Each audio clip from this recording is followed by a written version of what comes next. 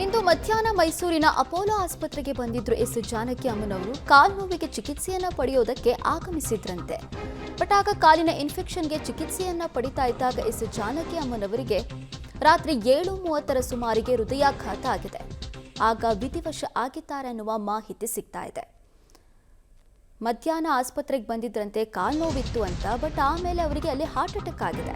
ನಾಳೆ ಮೈಸೂರಿನಲ್ಲಿ ಎಸ್ ಜಾನಕಿ ಅಮ್ಮನವರ ಅಂತ್ಯಕ್ರಿಯೆ ನಡೆಯುತ್ತೆ. ಸಕಲ ಸರ್ಕಾರಿ ಗೌರವಗಳೊಂದಿಗೆ ಅಂತ್ಯಕ್ರಿಯೆ ನಡೆಸೋದಕ್ಕೆ ಜಿಲ್ಲಾಡಳಿತ ಸಿದ್ಧತೆಗಳನ್ನು ಮಾಡಿಕೊಂಡಿದೆ. ಪೊಲೀಸ್ ಗೌರವಗಳೊಂದಿಗೆ ಎಸ್ ಜಾನಕಿ ಅಮ್ಮನವರಿಗೆ ಅಂತ್ಯ ಸಂಸ್ಕಾರ ನೀಡಲಾಗುತ್ತೆ. ನಾಳೆ ಬೆಳಗ್ಗೆ ಸಾರ್ವಜನಿಕ ದರ್ಶನಕ್ಕೆ ವ್ಯವಸ್ಥೆ ಮಾಡಲಾಗಿದ್ದು, ಮೈಸೂರಿನ ಮಹಾರಾಜ ಕಾಲೇಜು ಆವರಣದಲ್ಲಿ ಎಲ್ಲಾ ರೀತಿಯ ವ್ಯವಸ್ಥೆಗಳನ್ನು ಜಿಲ್ಲಾಡಳಿತ ಮಾಡಿಕೊಂಡಿದೆ. ಎಸ್ ಜಾನಕಿ ಅಮ್ಮನವರ ಇಚ್ಛೆ ಇತ್ತಂತೆ ನನ್ನ ಅಂತ್ಯಕ್ರಿಯೆ ಮೈಸೂರಲ್ಲೇ ಆಗಬೇಕು ಅಂತ. ಕಣಿಯನಹುಂಡಿ ನವೀನ್ ಫಾರ್ಮ್ ಹೌಸ್ನಲ್ಲಿ ಅಂತ್ಯಕ್ರಿಯೆ ನಡೆಯುತ್ತೆ.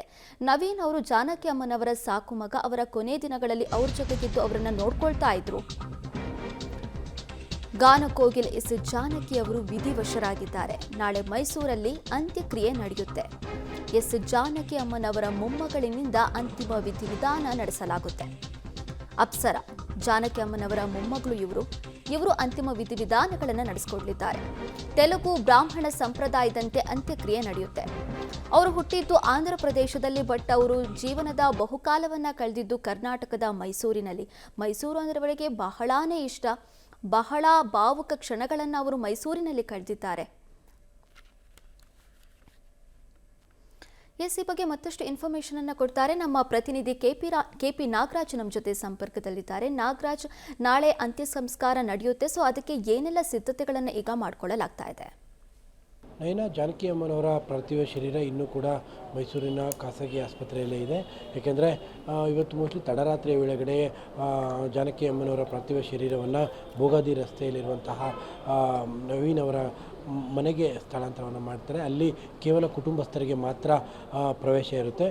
ನಾಳೆ ಬೆಳಗ್ಗೆ 8 ಗಂಟೆಗೆ ಸುಮಾರಿಗೆ ಭೋಗಾದಿಯ ರಸ್ತೆಯಲ್ಲಿರುವಂತಹ ನವೀನ್ ಅವರ ಮನೆಯಿಂದ ಜಾನಕಿ ಅಮ್ಮನವರ ಪಾರ್ಥಿವ ಶರೀರವನ್ನು ನೇರವಾಗಿ ಮೈಸೂರಿನ ಮಹಾರಾಜ ಕಾಲೇಜ್ ಮೈದಾನಕ್ಕೆ ತೆಗೆದುಕೊಂಡು ಬರ್ತಾರೆ. ಅಲ್ಲಿ ಬೆಳಗ್ಗೆ 8 ಗಂಟೆ ಇದೆ. ಹೆಚ್ಚುಕೊಂಡು ಬೆಳಗ್ಗೆ 8 ಗಂಟೆಯಿಂದ ಪಾರ್ಥಿವ ಶರೀರದ ಅಂತಿಮ ನಮನಕ್ಕೆ ವ್ಯವಸ್ಥೆಯನ್ನು ಮಾಡಲಾಗುತ್ತೆ. ಬಹುತೇಕ ನಾಳೆ ಸಂಜೆ 4 ಗಂಟೆವರೆಗೂ ಕೂಡ ಅಂತಿಮ ನಮನದ ವ್ಯವಸ್ಥೆ ಇರುತ್ತೆ.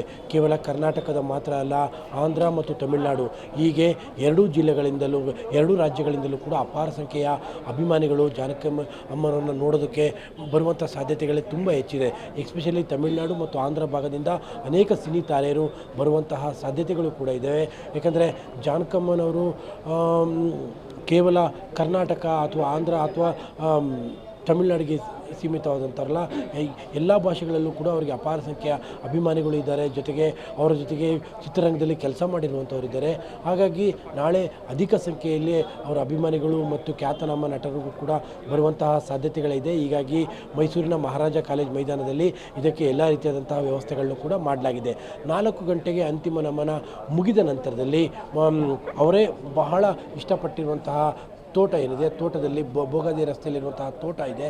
ಆ ತೋಟದಲ್ಲಿ ಜಾನಕಿ ಅಮ್ಮನವರ ಇಚ್ಛೆಯಂತೆಯೇ ಅಲ್ಲಿಯೇ ಅವರ ಅಂತ್ಯ ಸಂಸ್ಕಾರ ನಡೆಯುತ್ತೆ. ತಮ್ಮ ಅಂತ್ಯ ಸಂಸ್ಕಾರ ಯಾವ ಸ್ಥಳದಲ್ಲಿ ಆಗಬೇಕು, ಯಾವ ರೀತಿಯಾಗಿ ಆಗಬೇಕು ಎನ್ನುವಂಥದ್ದನ್ನು ಈ ಮುಂಚಿತವಾಗಿಯೇ ಜಾನಕಮ್ಮನವರು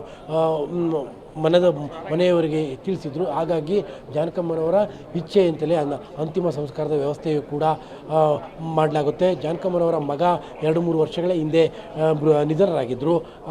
ಮಗನ ಮಗಳು ಅಂದರೆ ಜಾನಕಮ್ಮನವರ ಮೊಮ್ಮಗಳಿದ್ದಾರೆ. ಹಾಗಾಗಿ ಅವರು ಜಾನಕಮ್ಮನವರ ಅಂತಿಮ ಸಂಸ್ಕಾರವನ್ನು ತೆಲುಗು ಬ್ರಾಹ್ಮಣ ಸಂಪ್ರದಾಯದಂತೆ ನೆರವೇರಿಸ್ತಾರೆ ಎನ್ನುವಂಥದ್ದನ್ನು ಈಗ ಕುಟುಂಬ ಮಾಹಿತಿಗಳು ತಿಳಿಸಿವೆ. ಸದ್ಯಕ್ಕೆ ಮೈಸೂರಿನ ಖಾಸಗಿ ಆಸ್ಪತ್ರೆಯಲ್ಲೇ ಜಾನಕಮ್ಮನವರ ಪಾರ್ಥಿವ ಶರೀರ ಇದೆ. ಇನ್ನು ಕೆಲವೇ ಕ್ಷಣಗಳಲ್ಲಿ ಪಾರ್ಥಿವ ಶರೀರವನ್ನು ಮನೆಗೆ ಶಿಫ್ಟ್ ಮಾಡ್ತಾರೆ. ನಯನ, ಇಲ್ಲಿಯವರೆಗೂ ಕೇವಲ ಮೈಸೂರಿನ ಜನಪ್ರತಿನಿಧಿಗಳು, ಮೈಸೂರು ಜಿಲ್ಲಾ ಉಸ್ತುವಾರಿ ಸಚಿವರಾಗಿರುವಂತಹ ಡಾಕ್ಟರ್ ಯತೀಂದ್ರ ಸಿದ್ದರಾಮಯ್ಯನವರಿರ್ಬೋದು, ಜೊತೆಗೆ ಮಾಜಿ ಸಚಿವರಾಗಿರುವಂತಹ GT ದೇವೇಗೌಡರು, ಶಾಸಕರಾದಂತಹ ಶ್ರೀವತ್ಸ ಅವರು ಮತ್ತು ಹರೀಶ್ ಗೌಡರು ಮತ್ತು ಮಾಜಿ ಸಂಸದರಾಗಿರುವಂತಹ ಪ್ರತಾಪ್ ಸಿಂಹ, ಹೀಗೆ ಅನೇಕ ಗಣ್ಯರುಗಳು ಕೂಡ ಬಂದು ಜಾನಕಮ್ಮನವರಿಗೆ ಮತ್ತು ವಿರೋಧ ಪಕ್ಷದ ನಾಯಕರಾಗಿರುವಂತಹ ಅಶೋಕ್ ಅವರು, ಹೀಗೆ ಅನೇಕ ಗಣ್ಯರು ಬಂದು ಜಾನಕಮ್ಮನವರಿಗೆ ಅಂತಿಮ ನಮನವನ್ನು ಆಸ್ಪತ್ರೆಯಲ್ಲೇ ಸಲ್ಲಿಸಿದ್ದಾರೆ. ಯಾಕೆಂದರೆ ಅವರ ಮನೆಗೆ ಹೋದ ನಂತರದಲ್ಲಿ ಕೇವಲ ಕುಟುಂಬಸ್ಥರಿಗೆ ಮಾತ್ರ ಪೂಜಾ ಪುನಸ್ಕಾರಕ್ಕೆ ಮಾತ್ರ ಅವಕಾಶ ಇರೋದರಿಂದ ಅಲ್ಲಿ ಅಂತಿಮ ನಮನಕ್ಕೆ ಅವಕಾಶ ಇರೋದಿಲ್ಲ. ಬಹುತೇಕ ಇವತ್ತು ನಾಳೆ ಬೆಳಿಗ್ಗೆ 8 ಗಂಟೆ ನಂತರದಲ್ಲಿ ಅತಿಯಾದ ಅವರ ಅಪಾರ ಸಂಖ್ಯೆಯ ಅಭಿಮಾನಿಗಳು ಅಥವಾ ಖ್ಯಾತನಾಮರು ಎಲ್ಲರೂ ಕೂಡ ನಾಳೆ ಬೆಳಿಗ್ಗೆಯಿಂದ ಬಂದು ಅಂತಿಮ ನಮನವನ್ನು ಸಲ್ಲಿಸ್ತಾರೆ.